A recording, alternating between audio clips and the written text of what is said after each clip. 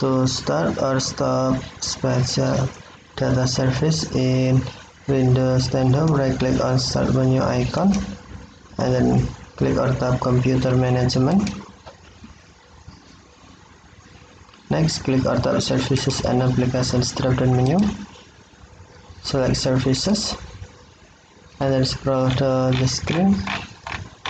Find Spatial Data Service.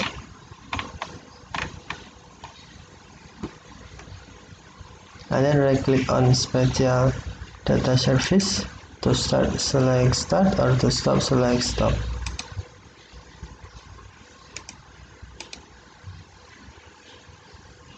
This service is used for spatial perception scenarios. Okay, thank you for watching. Have a nice day.